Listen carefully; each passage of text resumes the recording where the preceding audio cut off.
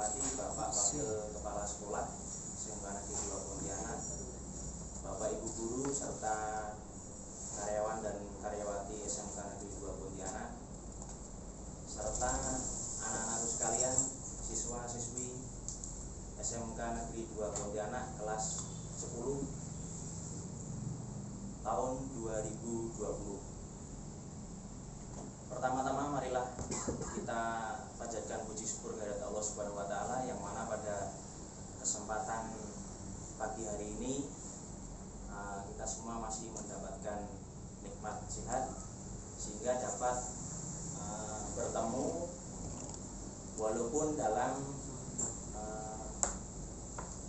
live atau daring dalam rangka kegiatan MPLS PBDB siswa baru tahun 2020 di SMK Negeri 2 Pontianak. Yang pertama saya ucapkan banyak terima kasih kepada khususnya pihak panitia MPLS SMK Negeri 2 Pontianak yang telah memfasilitasi dan menyelenggarakan kegiatan yang sudah dimulai hari Senin tanggal 13 sampai hari Rabu. Kemudian yang kedua saya ucapkan banyak terima kasih kepada pihak terutama orang tua, wali murid yang telah memberikan support kemudian semangat kepada anak-anak didiknya, yang mana pada kesempatan tahun ini tidak seperti biasa karena situasi pandemi COVID-19 sehingga memaksa untuk kita melakukan aktivitas MPLS dalam situasi yang dilakukan dengan daring atau online. Kemudian tidak lupa saya juga memberikan ucapan selamat kepada peserta didik baru yang hasil seleksi PPDB tahun 2020. Kalian merupakan siswa-siswi yang hebat, istilahnya hasil seleksi PPDB tahun ini, yang mana telah melewati suatu seleksi yang diselenggarakan oleh sekolah sehingga bisa masuk di SMK Negeri 2 Pontianak sesuai dengan jurusan masing-masing.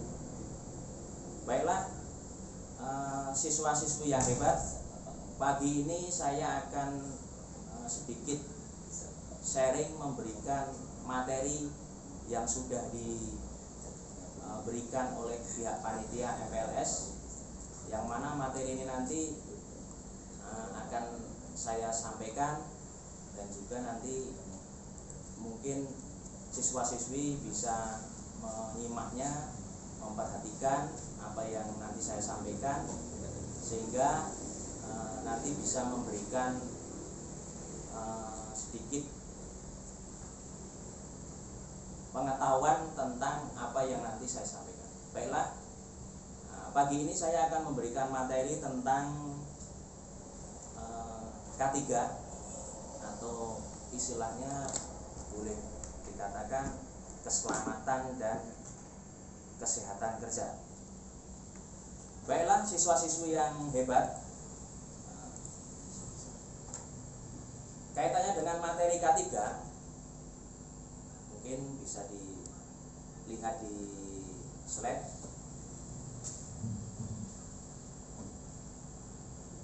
Keselamatan dan kesehatan kerja atau disingkat dengan K3 ini sangat penting sekali, terutama bagi kita yang berada di sekolah SMK, khususnya SMK kejuruan.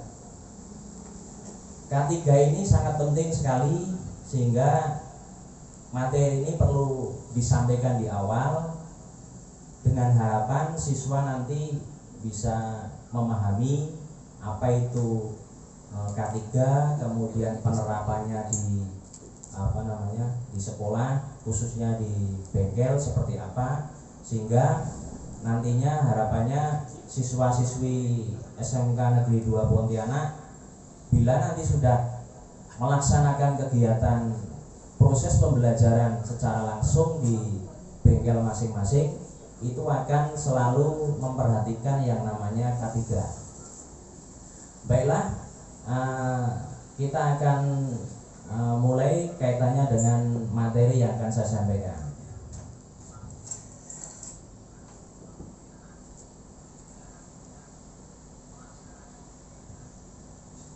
Yang pertama, sebelum kita berbicara kaitannya dengan K3, yang pertama kita harus tahu dulu K3 itu apa. Kemudian mungkin siswa-siswi yang hebat pernah mungkin melihat atau di suatu tempat itu akan menjumpai atau sudah pernah menjumpai lambang atau bendera dari K3. Sekarang kita lihat bahwa arti dari lambang K3 di situ terlihat ada tanda bintang atau tanda P, palang yang warna hijau, itu menandakan bahwa bebas dari kecelakaan, bebas dari penyakit akibat kerja. Kemudian arti makna dari roda gigi itu bekerja dengan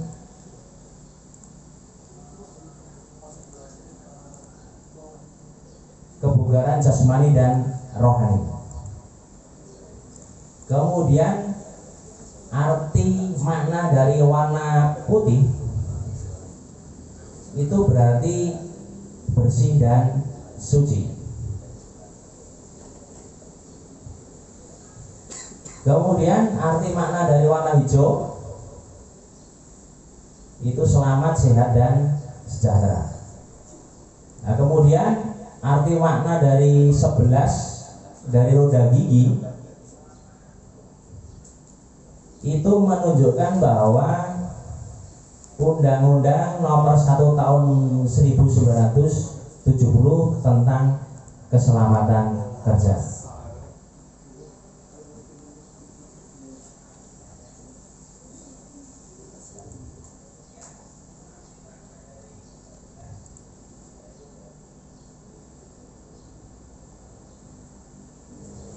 Selanjutnya yaitu pengertian tentang K3.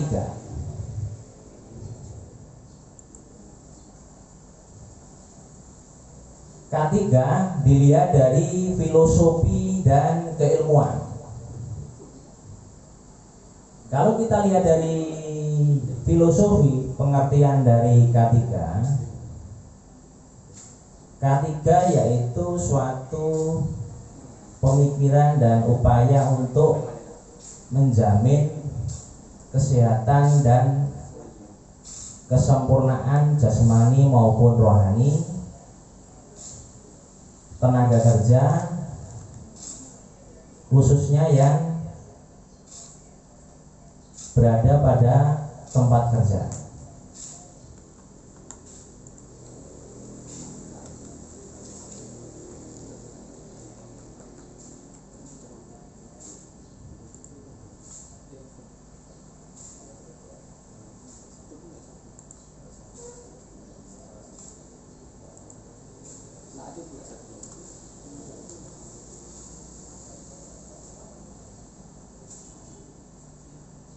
Kemudian pengertian dari K3 kalau dilihat dari keilmuan.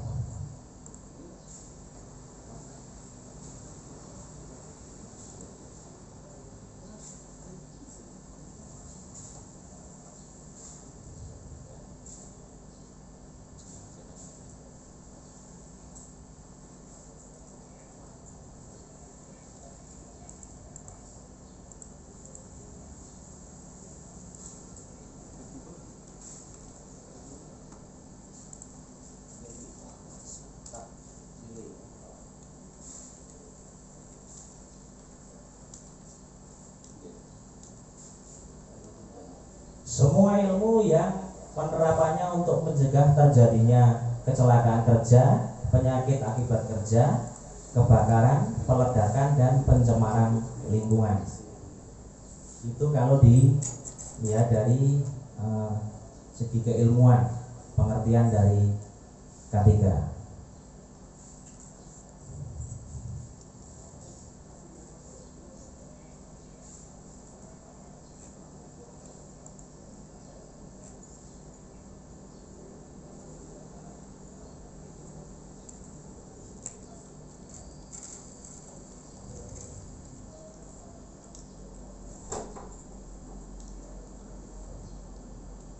Selanjutnya yaitu dasar hukum penerapan K3 di tempat kerja. Tempat kerja ini aplikasinya bisa di bengkel, di sekolah, di kantor, atau di perusahaan, atau di jalan, sehingga ini menyesuaikan dengan tempat aktivitas yang kita lakukan.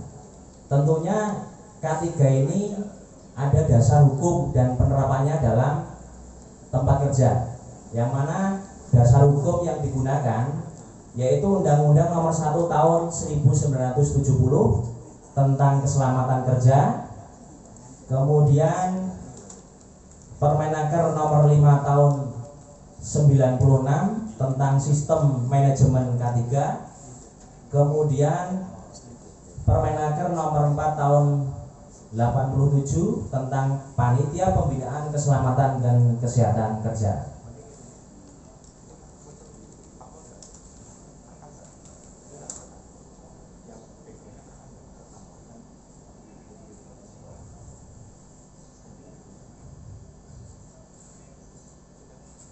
Setelah undang-undang atau aturan, selanjutnya yaitu tujuan dari K3.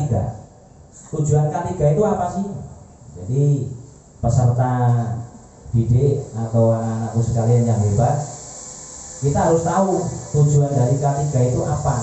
Jangan sampai nanti kita mendengar istilah K3 itu maksud dan tujuannya tidak tahu. Jadi yang pertama kita harus tahu dulu tujuan. Setelah tadi lambang dari K3, kemudian artinya, kemudian tujuan dari K3. Yang pertama yaitu melindungi dan menjamin keselamatan setiap kerja dan orang lain di tempat kerja. Jadi yang pertama yaitu melindungi, menjamin keselamatan setiap tenaga kerja dan orang lain yang di tempat kerja. Artinya apa? Dengan adanya K3 ini, ketika kita melakukan aktivitas, nanti misalkan kita sudah efektif belajar di bengkel misalnya, itu kita harus pastikan bahwa keselamatan kerja itu harus terjamin, baik untuk diri kita maupun untuk orang lain yang berada di sekitar tempat kerja. Kemudian tujuan yang kedua yaitu menjamin setiap sumber produksi yang digunakan secara aman dan efisien. Contohnya seperti apa? Misalkan kita nanti melakukan praktikum di bengkel atau workshop.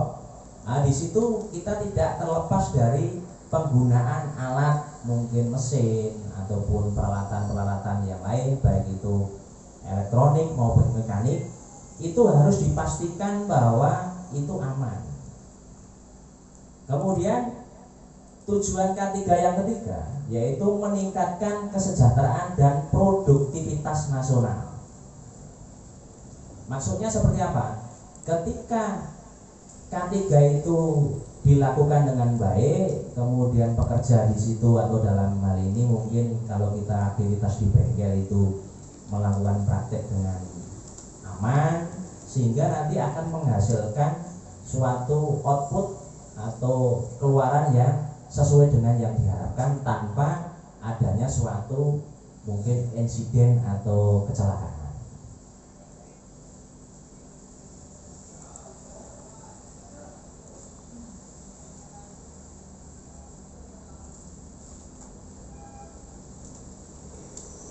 Berikutnya yaitu insiden K3. Di situ ada salah satu gambar foto yang menunjukkan seseorang sedang mengalami kecelakaan kerja, jatuh dari tangga yang disebabkan oleh ketidakhati-hatian dan juga karena tidak menggunakan keselamatan kerja. Kemudian gambar yang di bawahnya itu ada seseorang yang hampir mengalami terjadinya insiden atau kecelakaan, tapi belum terjadi kecelakaan.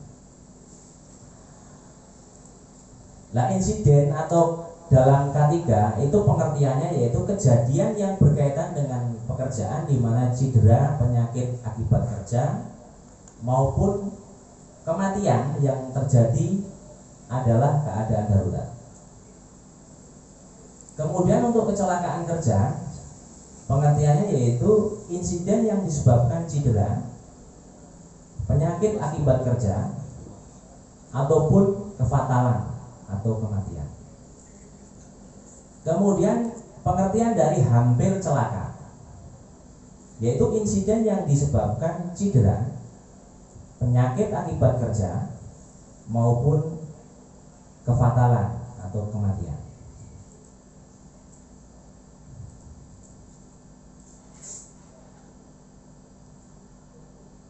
Selanjutnya, berbicara tentang insiden atau dalam K3, kita nanti akan mengenal istilah piramida kecelakaan kerja. Dari beberapa kejadian, baik itu kejadian kecelakaan ataupun kejadian hampir terjadi celaka, itu kalau digambarkan dalam bentuk piramida bisa kita lihat.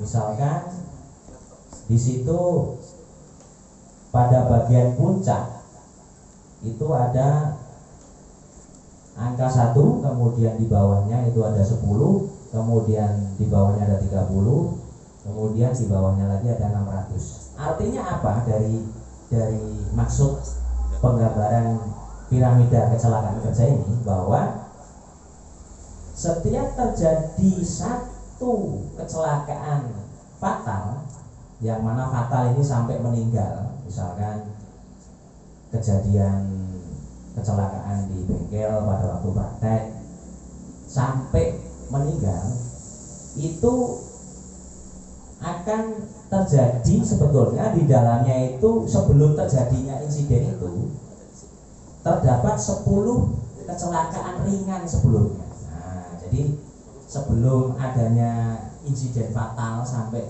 misalkan meninggal di tempat kerja ataupun kemungkinan di tempat praktek, di workshop atau bengkel kita nanti, itu biasanya terjadi kecelakaan ringan yang sebelumnya. Itu kalau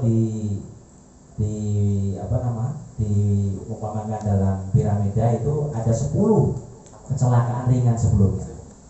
Kemudian dari 10 kecelakaan ringan sebelumnya itu pasti akan terdapat 30 insiden yang menimbulkan kerusakan yang disebabkan karena mempengaruhi alat dan bahan.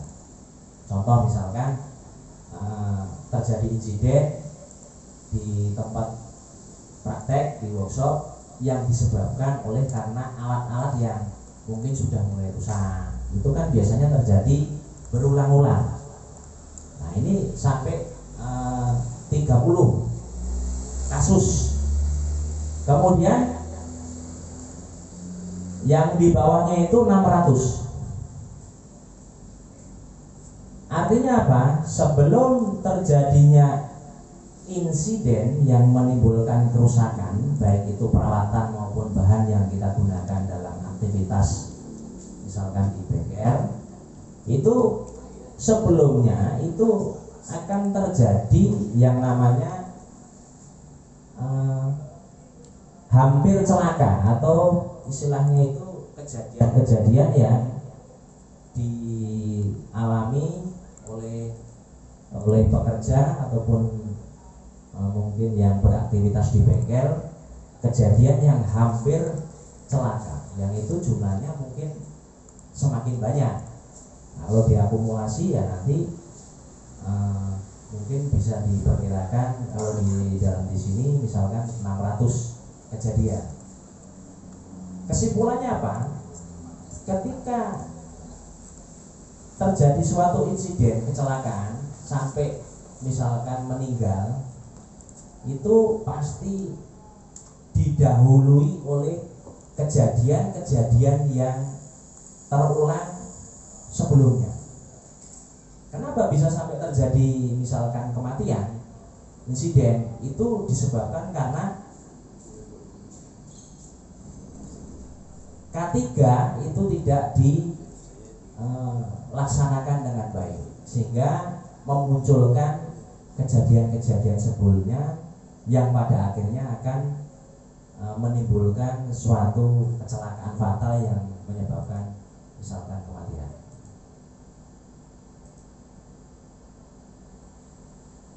Selanjutnya yaitu penyebab terjadinya kecelakaan kerja. Kecelakaan kerja ini kan terjadi pasti ada penyebab, tidak bisa istilahnya terjadi langsung seketika, walaupun ada juga terjadi seketika itu biasanya disebabkan oleh faktor mungkin human error atau faktor manusianya. Adapun penyebab kecelakaan kerja itu bisa disebabkan yang pertama dari dasar penyebab dari kecelakaan kerja. Yang pertama misalkan kurangnya prosedur atau aturan. Yang kedua kurangnya sarana, kemudian kurangnya kesadaran, kurangnya kepatuhan. Kemudian penyebab tidak langsung. Penyebab tidak langsung itu yang pertama yaitu faktor pekerjaan, yang kedua faktor pribadi, selanjutnya yaitu penyebab langsung atau terjadinya insiden kecelakaan itu terjadi karena disebabkan oleh kejadian yang langsung saat itu juga, yaitu tindakan tidak aman dan kondisi yang tidak aman. Contoh misalkan pekerja melakukan kesalahan yang mungkin disengaja ataupun karena disebabkan oleh kondisi lingkungan kerja yang tidak aman, itu bisa menyebabkan terjadinya kecelakaan kerja. Kemudian untuk kecelakaan kerja itu terjadi bisa kontak dengan bahaya, artinya misalkan pekerja atau nanti siswa-siswi pada waktu melaksanakan kegiatan praktek itu harus diperhatikan ketika berhadapan dengan mesin peralatan yang membahayakan, kita harus sudah tahu mengkondisikan jangan sampai kontak langsung misalkan kalau memang itu berbahaya. Kemudian juga bisa disebabkan karena kegagalan fungsi, misalkan alatnya tiba-tiba rusak, itu juga bisa menyebabkan insiden atau kecelakaan. Kemudian akibat dari kecelakaan kerja itu nanti akan menimbulkan suatu kerugian. Kerugian yang terjadi yang pertama manusianya.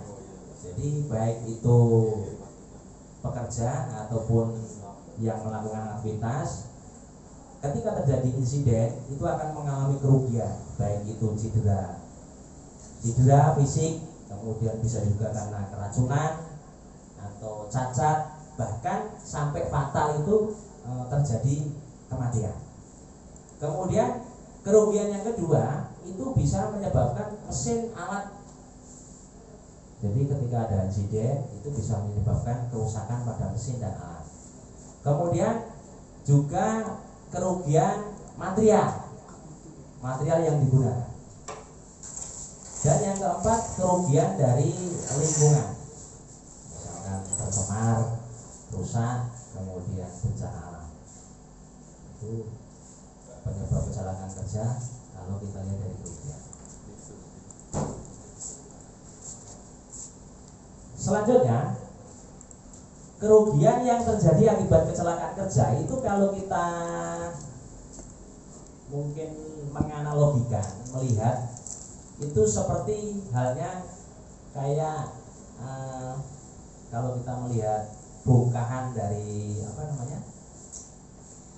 es batu itu, kalau kita masukkan ke dalam air maka yang nampak pasti bagian atas sedikit, lebih banyak cenderung yang tidak nampak karena di bawah permukaan. Bagaimana kita bisa melihat menghubungkan kerugian akibat kecelakaan kerja itu dengan menganalogikan sesuai dengan teori gunung es kecelakaan kerja. Nah, sekarang kita lihat di situ ada gambar es batu yang dimasukkan ke dalam air. Di situ akan nampak ketika dimasukkan ke dalam air maka bagian yang atas itu hanya terlihat sedikit. Maknanya apa? Kalau kita lihat gambar di sampingnya, di situ menjelaskan bahwa kerugian yang diakibatkan dari kecelakaan kerja itu ternyata lebih banyak yang tidak langsung. Maksudnya apa? Kalau yang apa? Misalkan kalau dinominalkan dalam jumlah uang, misalkan bagian yang atas itu nominalnya misalkan 1 juta. Itu merupakan kerugian untuk pembiayaan langsung. Contoh, misalkan ketika ada insiden, misalkan sampai patah tangan ataupun patah kaki, yaitu yang jelas kerugian yang pertama yang langsung itu misalkan untuk pembiayaan pengobatan, perawatan, kemudian biaya kompensasi atau asuransi itu langsung dikeluarkan.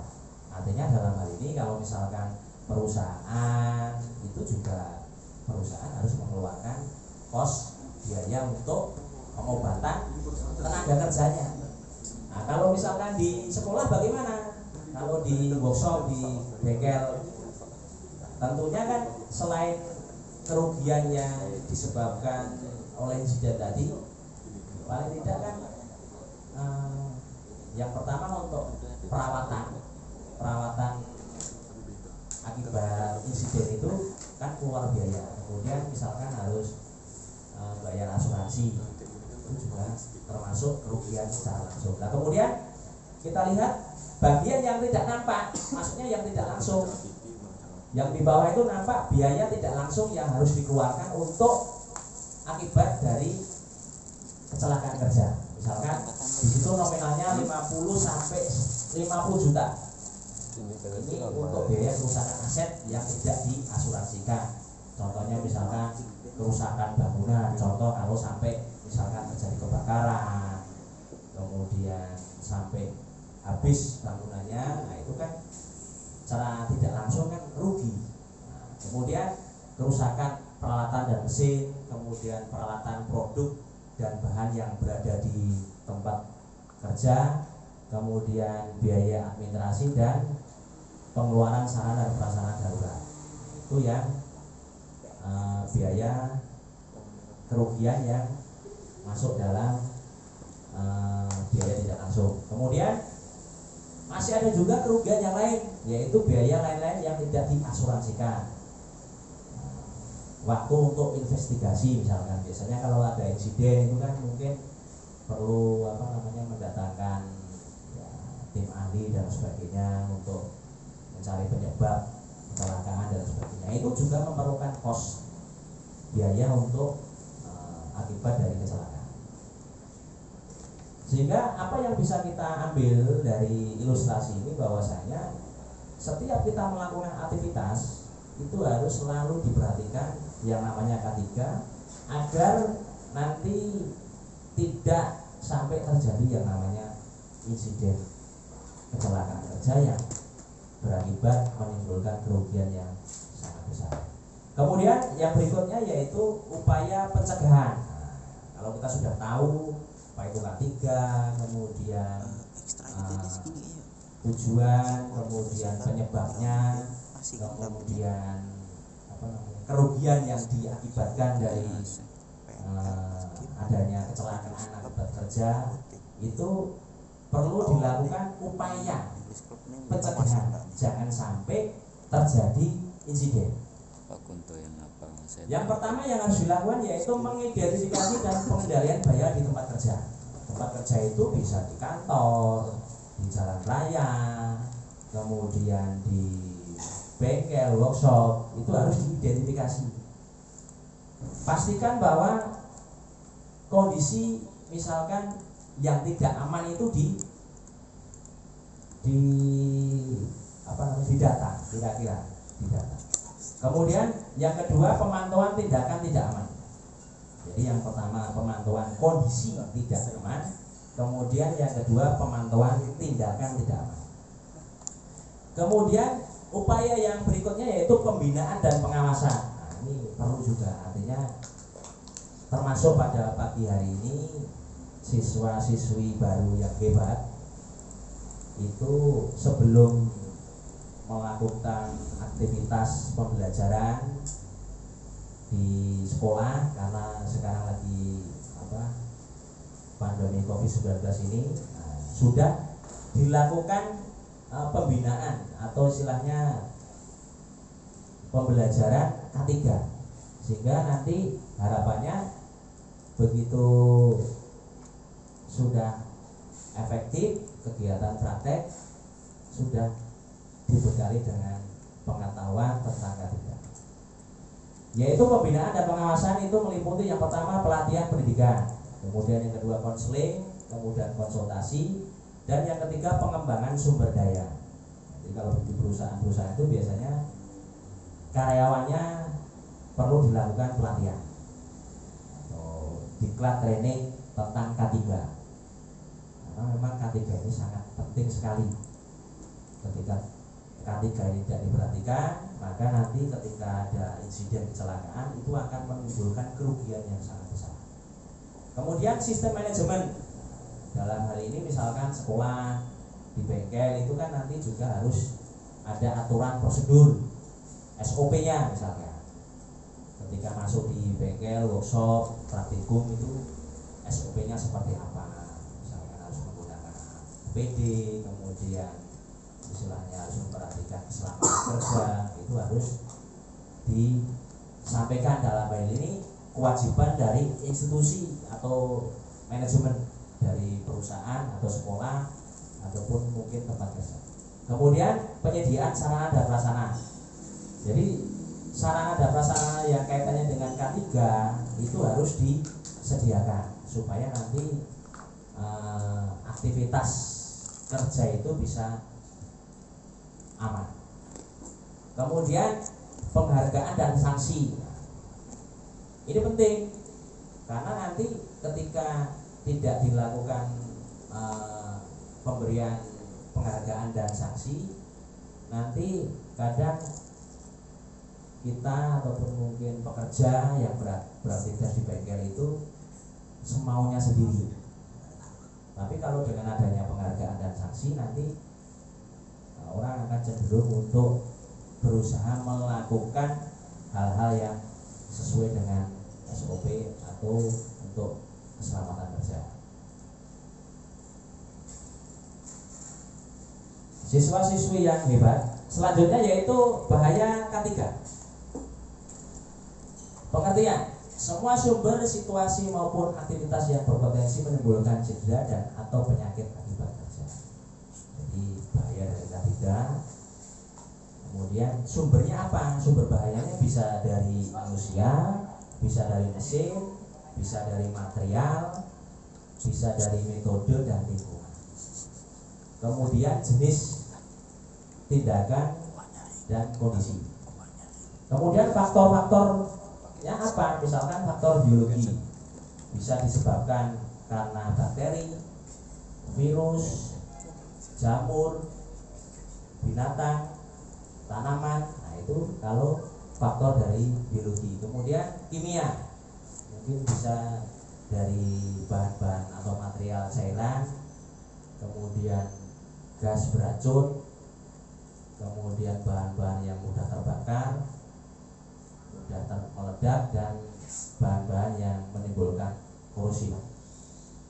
Kemudian faktor yang ketiga yaitu faktor fisik. Misalkan peralatan, ruang terbatas, kemudian tekanan, kebisingan, itu nanti bisa menyebabkan atau faktor-faktor yang menjadi bahaya dari K3.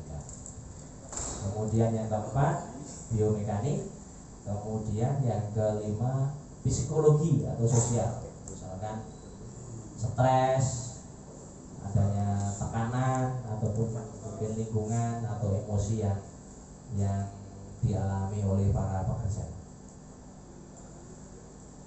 Yang berikutnya yaitu resiko dari K3.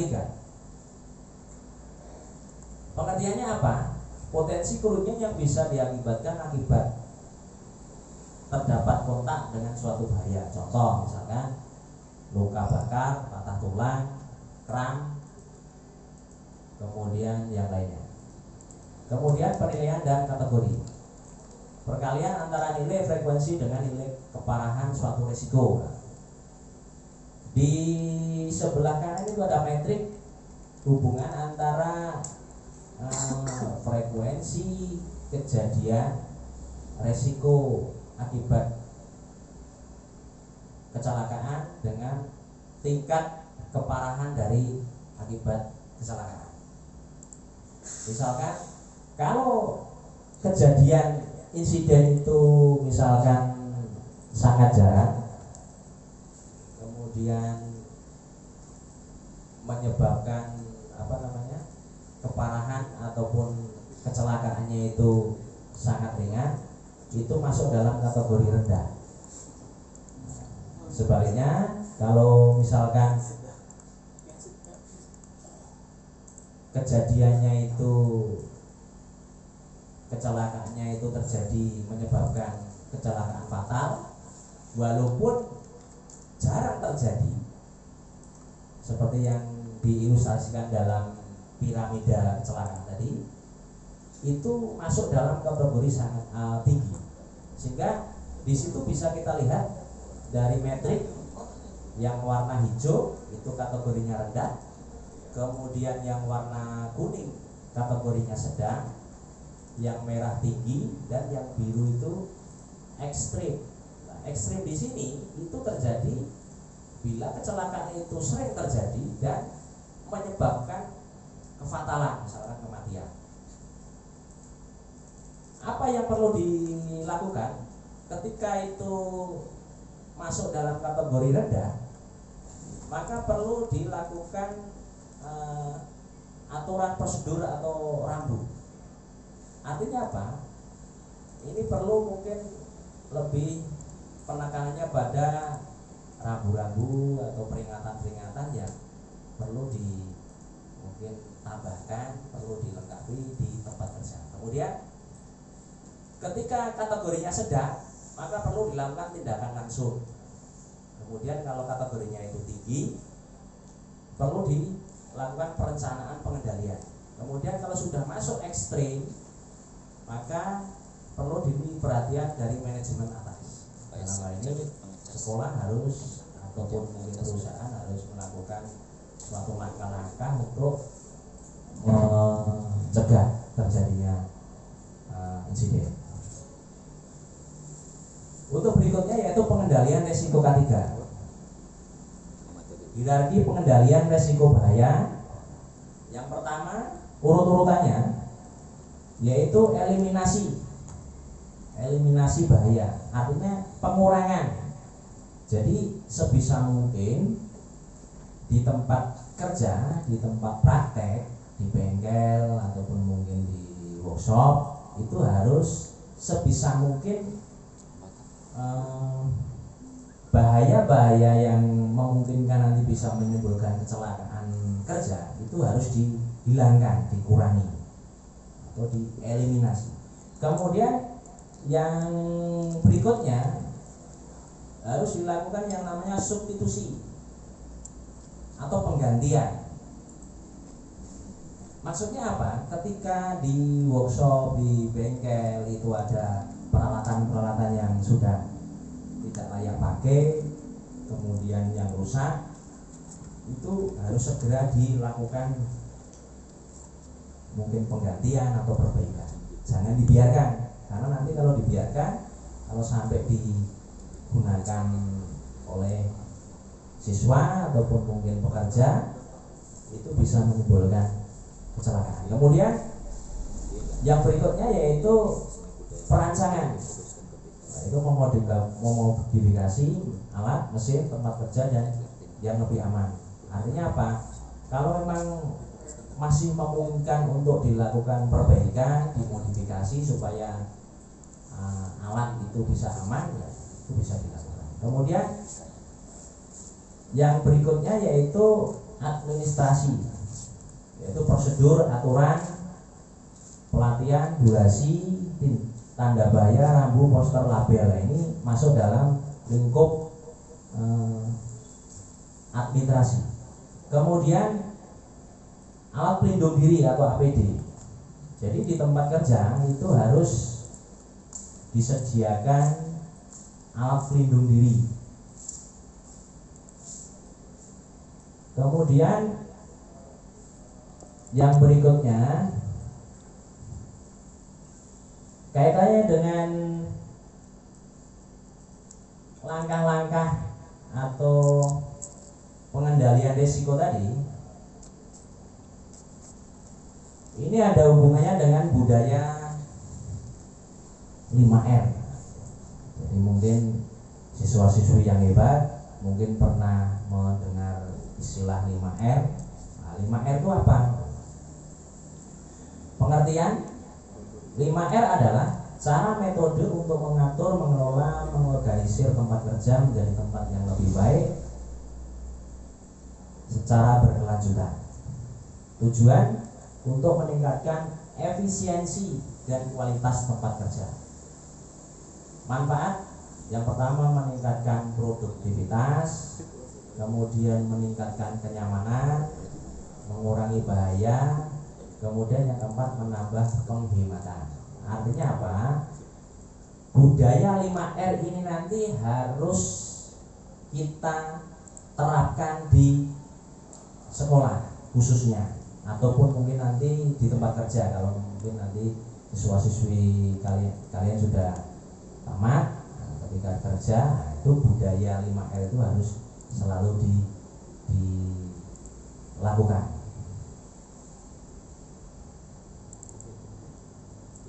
Nah, langkah-langkah apa yang harus dilakukan dalam penerapan 5R? Yang pertama yaitu ringkas. Ringkas itu apa? Ringkas di sini maksudnya yaitu yang pertama memilah barang-barang yang diperlukan dan yang tidak diperlukan. Nah, ini kadang kita kurang memperhatikan. Artinya ketika kita beraktivitas di workshop, di bengkel ataupun mungkin di tempat kerja yang lain, kadang-kalanya di situ banyak terdapat barang-barang yang mungkin masih bercampur satu dengan yang lain. Kalau memang kita sudah membudayakan 5R, maka harus melakukan R yang pertama yaitu ringkas. Salah satunya tindakannya apa? Memilah barang yang diperlukan dan barang yang tidak diperlukan. Itu harus dipilah. Kemudian yang kedua, memilah barang yang sudah rusak. Jadi barang yang rusak harus disingkirkan, bila perlu mungkin dimusnahkan. Kemudian yang ketiga, memilah barang yang harus dibuang atau tidak. Kemudian yang keempat, memilah barang yang sering digunakan atau jarang penggunaannya. Itu harus dipilah. Kemudian L yang kedua yaitu rapi. Rapi di sini tindakannya apa? Yang pertama menata, mengurutkan peralatan barang berdasarkan alur proses kerja. Nah, nanti kalau siswa-siswi yang hebat ya, nanti sudah melaksanakan aktivitas di sekolah, dalam hal ini di workshop, di bengkel, maka nanti akan ketemu dengan peralatan-peralatan yang berada di bengkel. Nah, tentunya itu harus nanti diperhatikan penataannya. Alat harus disesuaikan dengan, misalkan kita melakukan suatu pekerjaan A, nah itu tahap-tahapannya apa, kita kan harus sudah tahu. Sehingga peralatan itu harus betul-betul ditempatkan, disesuaikan dengan pekerjaan yang akan kita lakukan. Harapannya kalau alat itu tertata dengan rapi, nanti pekerjaan akan menjadi efisien. Kemudian rapi yang kedua yaitu menata, mengurutkan peralatan barang berdasarkan keseringan penggunaannya. Jadi kalau alat atau bahan yang sering digunakan dengan yang tidak itu harus dipilah. Kemudian yang ketiga, pengaturan tanda visual supaya peralatan barang mudah untuk ditemukan. Dikasih tanda, kasih label. Nah, kalanya kan barang jadi satu, kita kesulitan untuk mencari, tapi kalau dikasih label, kasih nama, namanya apa, itu kita akan mudah untuk menemukannya. Kemudian R yang ketiga yaitu resik. Resik di sini maksudnya apa? Yaitu membersihkan tempat kerja dari semua kotoran, debu dan sampah. Nah, ini mungkin sering nanti kita akan beraktivitas di workshop atau di bengkel. Manakala kita melihat tempat kerja itu mungkin ada debu, ada kotoran di situ, nah kita harus kondisikan dulu tempat kerja itu harus bersih sebelum kita melakukan aktivitas kerja. Kemudian yang kedua, menyediakan sarana dan prasarana kebersihan di tempat kerja. Nah, sarananya apa? Misalkan ada lap, ada penyapu, ngepel dan sebagainya. Nah, itu harus standby atau berada di tempat kerja. Artinya sewaktu-waktu itu diperlukan, itu sudah langsung bisa untuk digunakan. Kemudian meminimalisir sumber-sumber sampah dan kotoran. Nanti setiap tempat kerja itu harus disediakan misalkan tempat sampah, baik itu sampah organik, kemudian sampah plastik dan sebagainya, itu harus dipisah-pisah. Kemudian memperbaiki tempat kerja yang sudah rusak atau usang. Jadi kalau misalkan tempat duduk, meja, kursi di tempat kerja atau di workshop sudah mungkin tidak layak pakai, ya sebaiknya harus dilakukan perbaikan atau penggantian. Kemudian R yang keempat yaitu rawat. Rawat di sini maksudnya apa? Dari R pertama, R kedua sama R ketiga tadi itu harus dipertahankan 3 kondisi di atas dari waktu ke waktu. Nah, yang perlu dipertahankan itu ringkas, rapi, dan resik tadi harus konsisten. Jadi kita harus menumbuhkan rasa kepedulian kita terhadap ketiga hal itu, sehingga kalau sudah menjadi kebiasaan, itu nanti akan lama-lama menjadi budaya penerapan 5R. R yang pertama, kedua, dan ketiga itu harus konsisten. Kemudian R yang kelima yaitu rajin, mendisiplinkan diri untuk melakukan 4 hal di atas. Kalau sudah rutin, sudah dipertahankan, konsisten, maka harus disiplin dalam hal melaksanakan 4R di atas. Sehingga dengan penerapan 5R ini, kalau kita aplikasikan nanti di workshop, di bengkel sekolah, itu harapannya nanti kita akan lebih nyaman. Kemudian kita melakukan proses pembelajaran praktek itu bisa lebih mendapatkan sesuatu sesuai dengan yang kita harapkan, dan yang jelas mengurangi terjadinya insiden atau kecelakaan. Berikutnya yaitu makna rambu di tempat kerja. Ini juga kadang kita kurang memperhatikan atau kurang peduli terhadap adanya rambu-rambu yang mungkin ada nanti di tempat kerja. Misalkan di situ ada tanda larangan, misalkan jangan dioperasikan. Ketika nanti ada mesin misalkan peralatan yang rusak dan mungkin masih dalam proses perbaikan, sebaiknya harus dikasih label atau rambu-rambu tempel di situ, misalkan larangan jangan dioperasikan. Nah, kita sebagai yang berada di lingkungan sekitar itu harus tahu rambu-rambu itu maknanya apa. Oh, berarti ini peralatan ini tidak boleh dioperasikan. Tapi kalau tidak dikasih rambu-rambu ya nanti bisa jadi orang itu tidak tahu kemudian mengoperasikan, akibatnya apa? Terjadi insiden. Kemudian contoh yang lain misalkan tanda bahaya, misalkan di situ ada alat forklift untuk memindahkan barang, itu kan juga perlu dikasih rambu-rambu supaya kita tahu berarti ini tanda bahaya, artinya tidak sembarangan orang untuk bisa mengoperasikan kalau bukan ahlinya. Kemudian misalkan ada lagi tanda pemadam kebakaran, itu tanda sarana darurat kebakaran. Biasanya ini ditempel di dekat dengan alat pemadam. Yang berikutnya yaitu label kemasan bahan beracun dan berbahaya atau bahan B3. Jadi label-label ini mungkin perlu juga nanti kita pelajari dan kita pahami.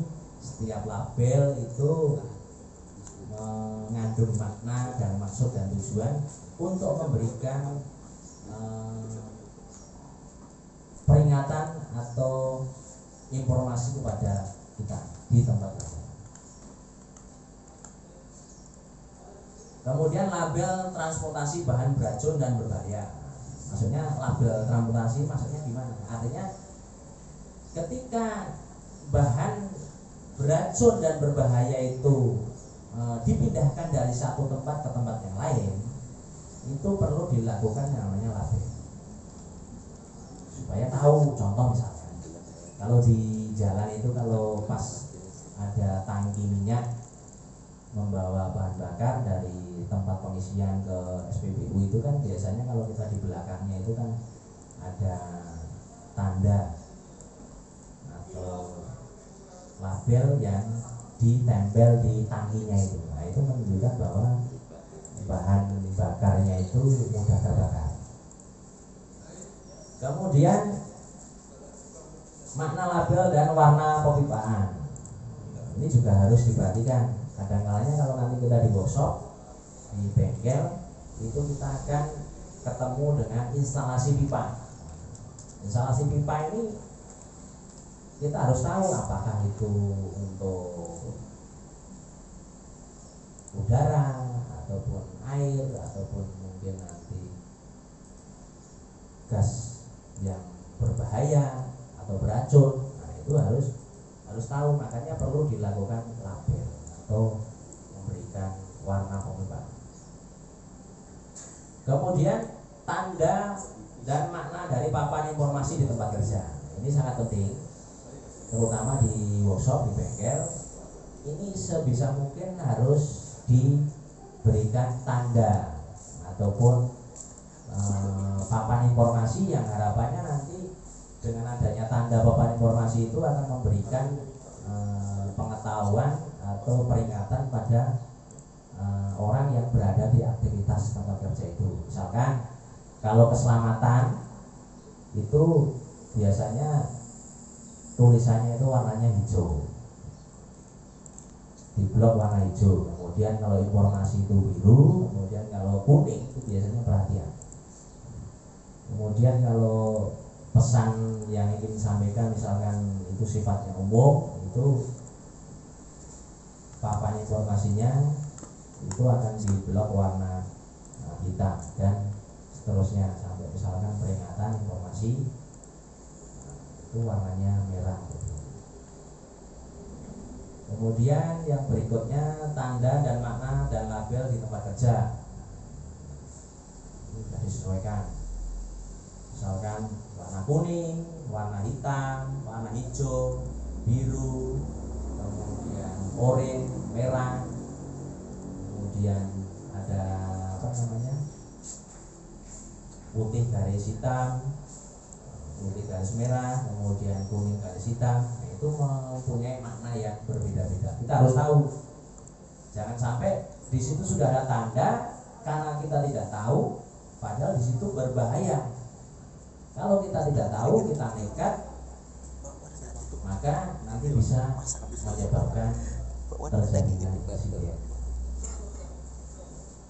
Kemudian yang berikutnya yaitu contoh dokumentasi penerapan 5R tadi di tempat kerja. Tadi yang sudah saya sampaikan di awal tentang 5R, yaitu pada intinya peralatan-peralatan yang berada di workshop atau bengkel itu harus ditata dengan rapi, dikelompokkan, kemudian disusun sesuai dengan fungsi dan peruntukannya, sehingga kelihatan rapi, dikasih label sehingga sewaktu-waktu itu digunakan maka akan cepat untuk mencarinya, sehingga kelihatan lebih rapi dan pada akhirnya akan meningkatkan produktivitas kerja. Kemudian adalah loto atau logout. Ini biasanya diaplikasikan misalkan pada mesin-mesin peralatan yang sedang melakukan perbaikan. Nah, itu harus dikunci atau digembok supaya nanti tidak ada orang yang mencoba untuk mengoperasikan karena sangat berbahaya. Untuk berikutnya yaitu izin pekerjaan bahaya atau resiko yang tinggi. Contoh misalkan ketika aktivitas pekerjaan itu menimbulkan resiko yang tinggi, maka harus perlu melakukan perizinan. Misalkan yang pertama, izin kerja diperlukan untuk pekerjaan non rutin yang mengandung resiko bahaya, resiko tinggi di tempat kerja. Kemudian izin kerja bertujuan untuk memastikan bahwa semua kegiatan kondisi harus aman, kemudian untuk dilangsungkannya pekerjaan berbahaya dan resiko tinggi. Kemudian yang ketiga, pengurusan izin kerja dilaksanakan oleh tenaga kerja bersangkutan dengan petugas K3 perusahaan. Artinya apa? Jadi pekerjaan-pekerjaan yang sekiranya nanti memungkinkan terjadinya resiko yang tinggi, maka harus minta izin kepada yang berwenang. Dalam hal ini misalnya instansi yang berkaitan dengan gabungan. Misalkan pekerjaan panas, misalkan pengelasan gerinda, misalkan pekerjaan konstruksi, kemudian pekerjaan listrik arus besar, galian, kemudian perbaikan tangki dan sebagainya, itu harus memerlukan izin pekerjaan. Kemudian yang berikutnya alat pelindung diri atau APD. APD ini merupakan kelengkapan wajib yang digunakan saat bekerja sesuai dengan bahaya dan risiko kerja, menjaga keselamatan kerja maupun orang lain di tempat kerja. Artinya apa? APD ini wajib digunakan setiap orang yang melakukan aktivitas di tempat kerja.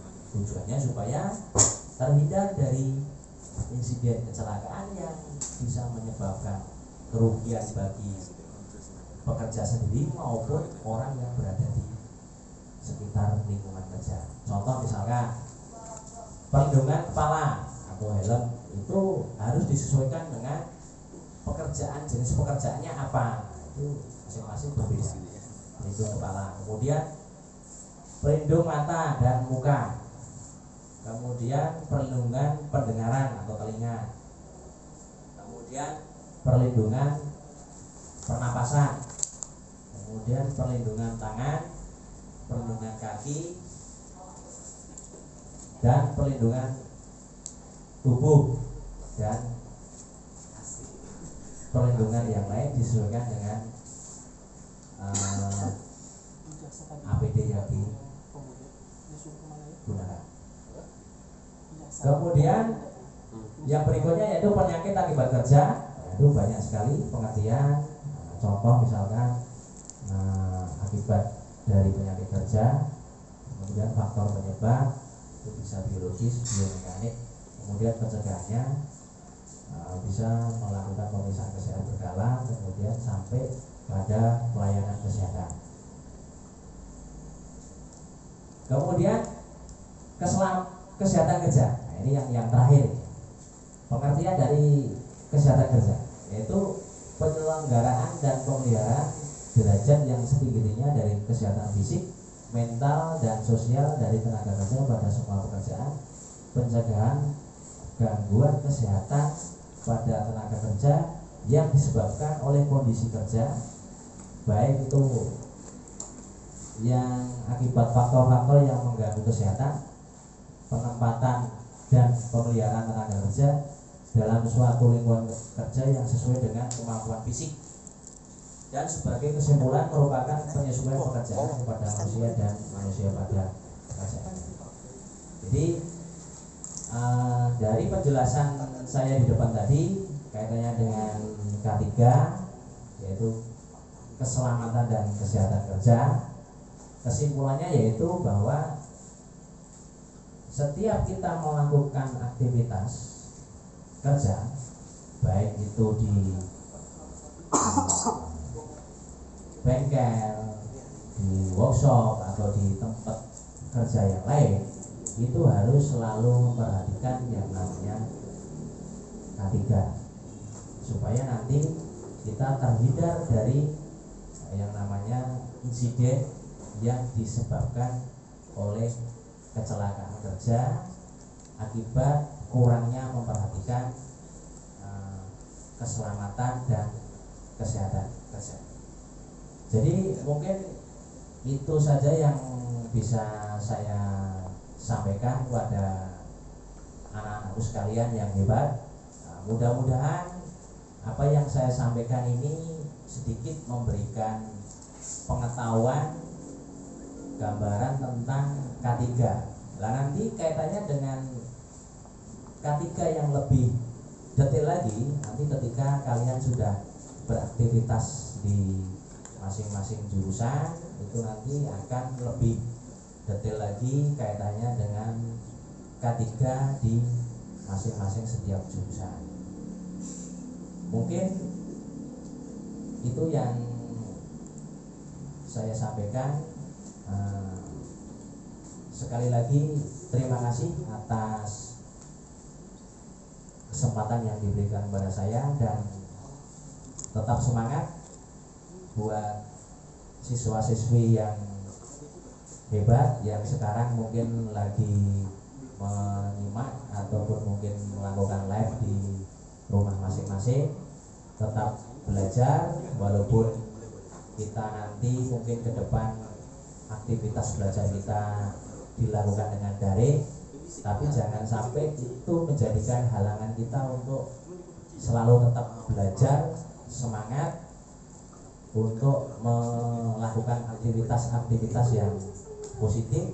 Jangan sampai nanti dengan adanya pandemi ini justru akan membuat kita menjadi malas, tidak melakukan aktivitas-aktivitas yang produktif.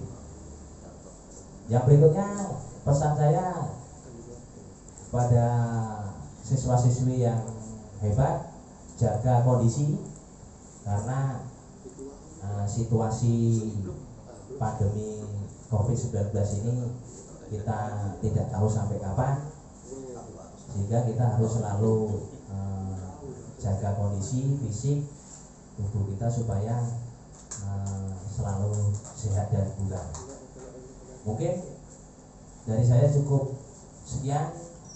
Assalamualaikum warahmatullahi wabarakatuh.